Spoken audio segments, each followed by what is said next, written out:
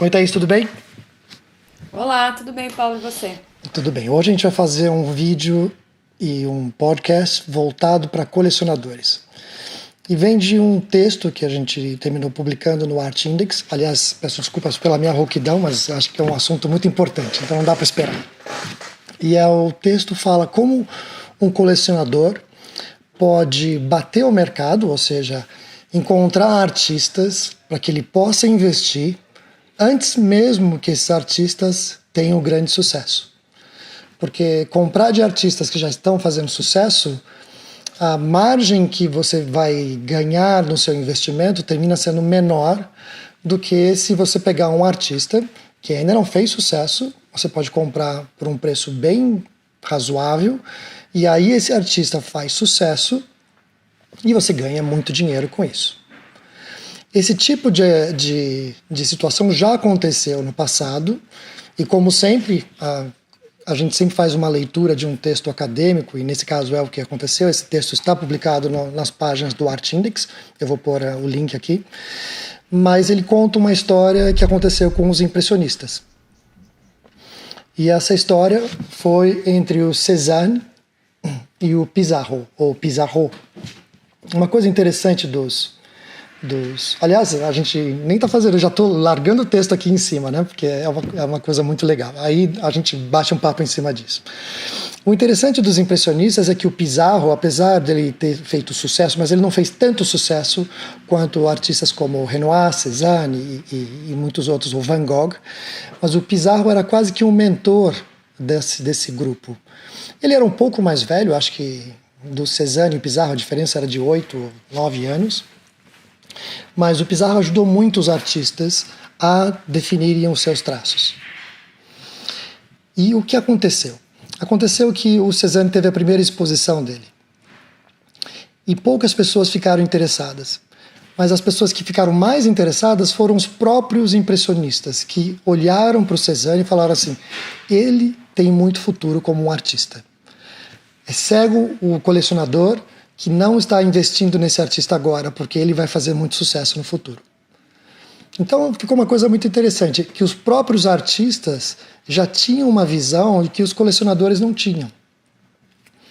Então esse texto acadêmico, ele fala um pouco sobre isso, né?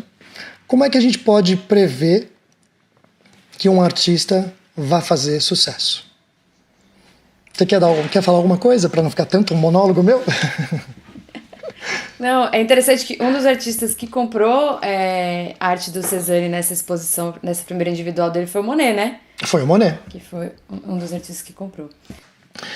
Bom, basicamente é o seguinte, dentro desse texto, o autor ele se refere a um ex-diretor de uma galeria britânica, a Tate Gallery, e essa pessoa chamada Alan Bowens, ele é um Sir Alan Bowens, ele criou um sistema de análise dizendo o seguinte: para você determinar o sucesso de um artista, você precisa ter uma série de reconhecimentos. Tá? E o primeiro reconhecimento desse artista é feito pelos próprios parceiros, pelos próprios amigos artistas. Como já vimos ali na história Como passada, a gente já né? viu na história dos impressionistas. E é muito interessante que aonde acontece esse reconhecimento dos pares, dos artistas amigos, ou em ambiente acadêmico, ou seja, nas faculdades de arte, ou em grupos de arte. E porque assim, esta questão do estudo acadêmico, ela é mais recente. No passado, as pessoas estudavam não em grandes instituições, mas eles treinavam com outros artistas. Mas esse grupo de parceiros artistas é o primeiro grupo que determina o reconhecimento da qualidade de uma obra de arte. Ok. Seguindo essa linha, qual é o segundo nível de aceitação, né? É a aceitação pelos críticos de arte. Então, os críticos de arte começam a olhar o trabalho desse artista e começam a dizer: não, esse artista é muito bom. Nos tempos atuais, onde estão os nossos críticos de arte? Eles praticamente sumiram. Né? Não existem mais assim aquelas grandes resenhas dos críticos de arte. A gente encontra alguns críticos de arte dentro da nossa plataforma do ArtRef, por exemplo, como o Rolim, E o Rolim, ele era presidente da Academia Academia Paulista de Críticos de Arte, e ele vai às exposições, ele faz críticas, ele põe dentro do Art Ref. Mas isso ficou muito mais... Frequentemente a gente faz eles, mas isso aí ficou mais reduzido. Um terceiro passo nessa linha de certificações são os revendedores. Ou seja, são as galerias que olham para esse artista e falam assim, não, vem cá, que eu vou te representar, eu vou revender a sua obra de arte. E um quarto nível de reconhecimento é o reconhecimento do grande público. Quando o grande público fala assim, nossa, esse artista, porque ele já passou pelos pares, pelos críticos, pelos revendedores, e aí o grande público realmente reconhece a qualidade disso. Então o Alan Bowens, ele escreveu essa teoria dele, e no fundo a gente está aqui tentando entender se é verdadeiro. Eu acho que é praticamente verdadeiro, mas como isso acontece, né? Vamos recapitular então as 4 camadas? Primeira pares, camada são os pares, são os amigos artistas, são os artistas que estão dentro do dia a dia de cada um deles. Aliás, fica uma dica, isso aqui é um vídeo para os colecionadores, mas é um vídeo que para os artistas funciona muito bem, porque eles começam a ver o que eles estão fazendo e que deveriam fazer, ou o que eles não estão fazendo e deveriam fazer. E um deles é fazer parte de grupos de artistas, para você estar sempre questionando ou tendo pessoas que trabalham com arte, fazendo perguntas sobre o seu processo de criação, para saber se esse processo de criação está maduro ou não. Não dá para ficar sozinho nesse mundo. As dúvidas e tudo mais. Sim, os impressionistas foram em grupos, e aí mais para frente, nos americanos, eu vou falar dos grandes grupos que se formaram também. Mas o Alan Bowens, ele fala o seguinte, existem basicamente 2 tipos de artistas que são reconhecidos, que são os artistas experimentais. Os experimentais são praticamente o grande volume dos artistas. Quais são os artistas experimentais? Que eles vão fazer uma pintura e com o processo de tentativa e erro, eles vão progredindo na arte deles. Então, de 10 anos para cá, um artista foi crescendo e foi melhorando a arte dele e foi tendo traços mais firmes, conceitos mais elaborados. E aí temos artistas conceituais. Os artistas conceituais são aqueles que logo de cara lançam algum tipo de arte que chama a atenção de todo mundo. Então a carreira desses artistas conceituais é muito mais meteórica do que uma carreira de um artista experimental. Ambos podem ter muito sucesso. Eu só digo que os conceituais conseguem sucesso mais rapidamente. E eu dou um exemplo que eu sempre falo desse artista, e aliás falo de 2 artistas então, que um é um americano e um é um britânico. O britânico é o Damien Hirst. O Damien Hirst começou a carreira dele cortando animais no meio e colocando em tanques de formol. Quer coisa mais de chamar a atenção do que isso? O Jeff Koons começou a carreira dele com um relacionamento com a Cicciolina, que era uma atriz pornô húngara que morava na Itália, que terminou sendo membro do parlamento, inclusive. E ele fez fotos dele transando com ela e pôs isso em grandes câmeras. Outra coisa que chamou muita atenção. Agora, a questão é a seguinte, onde estão esses 2 artistas hoje? Eles são artistas conceituais? Sim, mas eles são muito mais conservadores do que eles eram no começo de carreira. Praticamente assim... Então dá pra gente diferenciar, então, entre os artistas experimentais e os conceituais. Então é possível que os experimentais, eles vão fazer uma construção, uma linha do tempo mais longa, até eles chegar num trabalho mais maduro e talvez receba maior reconhecimento, enquanto que os conceituais já chegam matando, chegam chutando portas. E depois vão estabelecendo essa linha de trabalho, é mais ou menos isso? Sim, exato. É importante lembrar que, então eu vou ser um artista conceitual. Não, porque muitos artistas conceituais chutam a porta e quebram o pé e somem da mídia. Então, às vezes funciona, às vezes não funciona. As coisas não são simples, é um processo elaborado, os números são complexos. Sim, nenhum dos 2 é fácil, né? Nada disso, nada é muito simples. Senão eu falei, pessoal, para vocês terem sucesso basta fazer A, B, C e D. A gente está fazendo um estudo retrospectivo. E quando a gente faz um estudo histórico, fica muito fácil. A gente fala, eles fizeram isso e isso e conseguiram sucesso. Eu não consigo fazer uma projeção desse sucesso. O que a gente está tentando é entender para ver se a gente consegue, pelo menos, fazer uma aproximação de um sucesso de um artista. O fato é que um colecionador sério, ele precisa acompanhar mais de perto para, no caso de uma exposição de um impressionista, ele está lá, ele está ouvindo o Pizarro falando, está vendo que o Monet comprou uma obra e fala assim, bom, se esses artistas estão comprando dele, algo deve acontecer. E aconteceu. Então, um colecionador ele tem que estar mais próximo. Se aproximar. Perto dos artistas. Se aproximar. Agora, quais artistas, porque a gente está falando de centenas de milhares de artistas, quais artistas eles têm que se aproximar? E aqui, hoje, que a gente vai determinar quais são esses artistas através de uma indução, porque a gente está pegando um conceito que aconteceu e tentar projetar para uma coisa que pode acontecer. Então, e aí a gente vem dos números que são de espantar. Vamos falar um pouco do mercado americano. Então, primeiro a gente falou do mercado francês impressionista, aí depois tem o mercado americano, que aconteceu com alguns grupos de artistas. Então, por exemplo, teve, depois da Segunda Guerra Mundial, os expressionistas abstratos. Eles se reuniram num grande grupo. Acho que era um grupo de uns 10 ou 12 pessoas. Eles se alimentavam com ideias. Então eles começaram a crescer todos juntos. Alguns fizeram mais sucesso, outros fizeram menos sucesso. Por exemplo, você tem o Jackson Pollock, que hoje é muito famoso. Sim. A mulher dele era extremamente importante, aliás, de uma qualidade de produção que ela só conseguiu se projetar quando o Jackson Pollock morreu, porque o mundo machista do jeito que é, quase que sufocou a carreira artística dela. Engoliu. Mas depois ela teve uma grande retrospectiva e ela foi reconhecida como uma grande artista importante.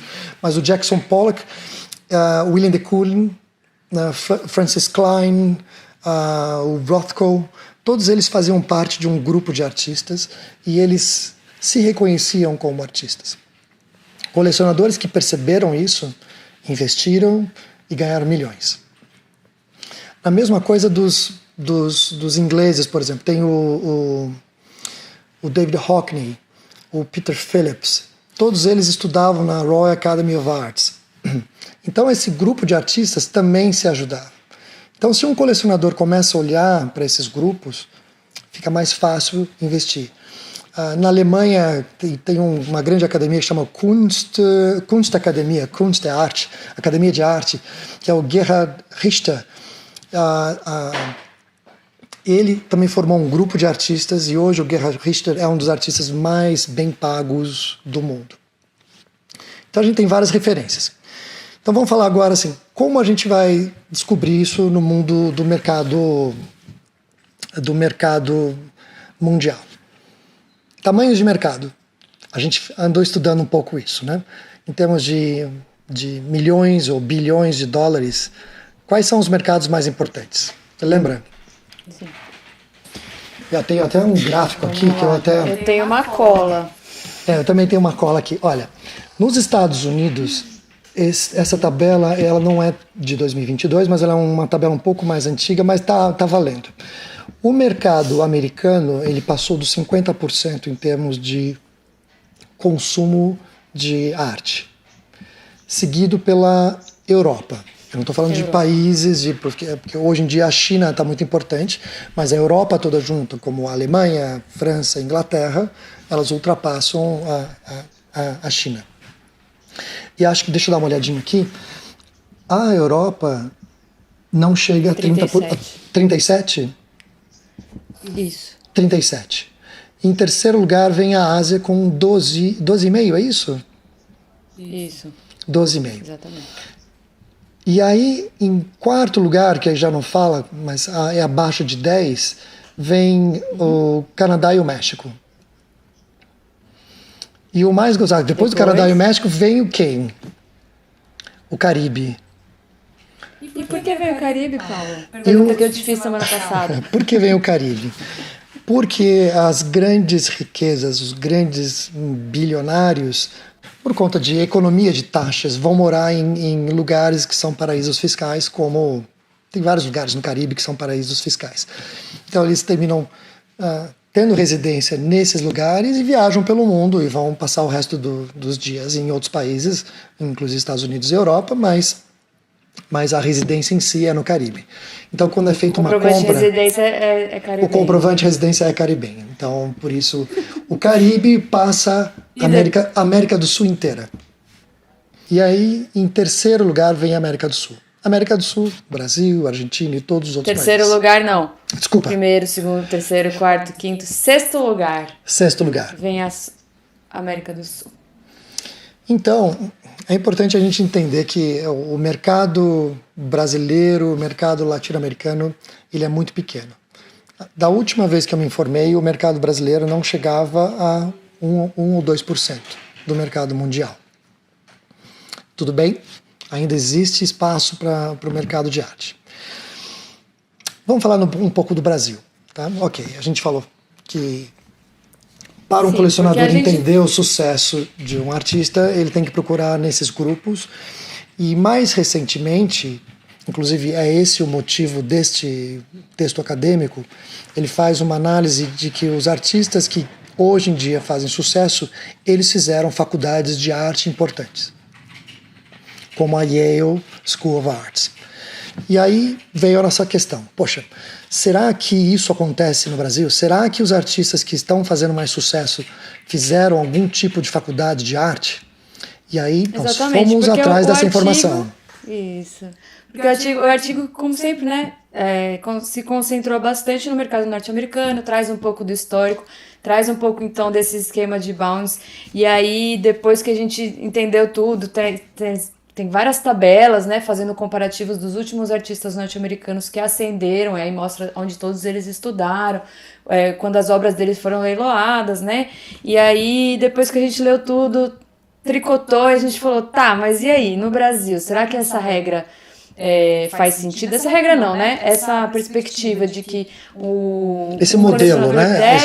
Esse modelo, exatamente, de percepção de mercado, se o colecionador deve observar os estudantes de arte para começar a fazer ali seu garimpo ali de artistas que ele pode prestar mais atenção. Foi quando a gente fez uma lição de casa. Exatamente. Bom, a gente fez uma análise de quantas galerias? Foram poucas, porque... 6 galerias. Foram 6 galerias. Qual foi o padrão? A gente pegou 3 galerias que são muito grandes e 3 galerias que são não pequenas, mas são médias. E aí a gente fez o quê? Listou todos os artistas que eram representados por essas galerias e foi atrás da formação acadêmica deles. Você tem esses números aí com você? Tem. Bom, ao todo, nós observamos uma lista completa de 171 artistas. Então, né, como o Paulo disse, divididos em 6 galerias. E ali a gente observou vários dados, porque a gente é curioso e aí a gente ficou fuçando, mas o que a gente quer trazer aqui para esse vídeo é justamente essa parte de estudo acadêmico, né? Então, a gente percebeu que, de fato, a grande maioria dos artistas que são representados nas galerias de hoje, sim, tiveram um estudo acadêmico específico sobre artes. Grande maioria, a gente está falando de... o número mais baixo foi 89%. 89%. Sendo que os artistas que não tinham uma formação acadêmica, eles eram de anos anteriores a 60 ou 50. Eles eram pessoas mais antigas ou mais velhas dentro disso. Então, isso mostra que todos os novos artistas, a grande maioria, ou maioria esmagadora dos novos artistas, tiveram uma formação acadêmica. Então, isso já fica uma dica. Se as galerias já estão nessa parte de reconhecimento desses artistas, é um bom lugar para a gente olhar, para a gente falar assim, ok, na próxima a gente vai colocar quais foram as faculdades mais frequentadas, para a gente começar a fazer um estudo de onde estão os artistas que estão acabando de se formar nessas faculdades, porque a gente percebeu o quê? Que existe um hiato entre o período que ela se formou, por exemplo, os artistas que se formaram em 2000, por exemplo, ou 2010, eles ainda não entraram nas galerias. Então eles estão por aí. Acho que o artista mais jovem que nós observamos aqui já é quase nos anos 2000. Deixa eu ver se eu consigo visualizar aqui. Realmente, assim, quando o artista que chega nas galerias, atualmente ele ainda está ali pelos anos 90. Então, esses artistas que já se formaram há 10 anos atrás, eles estão por aí, eles não estão ainda sendo representados por galerias, mas eles são importantes e a gente tem que descobrir esses artistas, onde eles estão, para começar a acompanhar de perto e investir nesses artistas antes que eles comecem a entrar na galeria. Porque a função, tem várias funções dos galeristas, mas uma das funções principais de uma galeria é pegar esse artista e pôr em outro patamar de preço. Então a ideia é comprar desse artista antes que ele entre numa galeria. Então é uma boa dica. Exatamente. É importante observar, né, a média de idade das galerias que você for pesquisar. Uma coisa interessante que a gente reparou é que algumas galerias ostentam logo de cara, né, qual é a formação dos artistas e Outros a gente outras teve que procurar né? muito. Outros a gente teve que procurar muito. Dar uma fuçada, uma stalkeada forte. Isso, então isso também mostra que assim, né, é importante a gente ter isso em vista, assim, é importante também as instituições deixarem isso talvez mais claro, né? Sim, então essa pesquisa é um pouco mais complexa. E eu queria, enfim, falar um pouco sobre essa questão do artista que se torna famoso e geralmente ele monopoliza muito, então você tem pouquíssimos artistas que são muito famosos e a grande maioria que sofrem para sobreviver. E eu estudei, em função dessa nossa pesquisa, que chama a Lei de Ziff. Depois eu ponho o link para explicar um pouco melhor, mas ela dá um exemplo de livros e eu vou dizer como esse mesmo exemplo funciona para o mercado de arte. Bom, esse Ziff, que era um matemático, ele diz o seguinte: em qualquer livro, em qualquer língua, em qualquer idioma, em qualquer tempo, o número de palavras mais frequentes. Então você põe no computador lá e diz assim, quais palavras são mais frequentes? A primeira palavra mais frequente, ela é o dobro da segunda palavra mais frequente. E a terceira palavra mais frequente, ela é 1/3 da primeira. E a quarta é 1/4. E a quinta é 1/5. E a sexta é 1/6. E isso acontece de uma forma surreal. E eu quero dizer como ela funciona para o mercado de arte. Ok. Um artista que vende mais no mercado de arte, ele termina vendendo muito mais, isso em nível mundial, ele termina vendendo muito mais do que o segundo artista que vende mais. E assim por diante. Por que isso? Por que isso acontece? O fato é o seguinte, quanto mais um artista se expõe, quanto mais uma galeria de arte projeta esse artista, mais pessoas vão ficar sabendo. Então ela termina entrando num consciente coletivo que termina projetando esse artista mais. Então, uma das formas de saber se um artista vai fazer sucesso é saber quão rápido ele consegue se projetar, tanto numa galeria quanto na mídia, porque uma vez entrando na mídia, a mídia começa a alimentar essa história. E um exemplo muito bom que aconteceu há 2 semanas atrás foi um astrofísico que divulgou uma imagem da Próxima Maior, que é uma estrela que fica perto do nosso sistema. E no final, foi uma brincadeira que ele fez, que foi uma foto de um salame. Mas o que aconteceu? Ele fez isso e o mundo inteiro divulgou a notícia dele. A coisa se alastrou com uma velocidade que foi uma brincadeira inicial que se alastrou de uma forma surreal.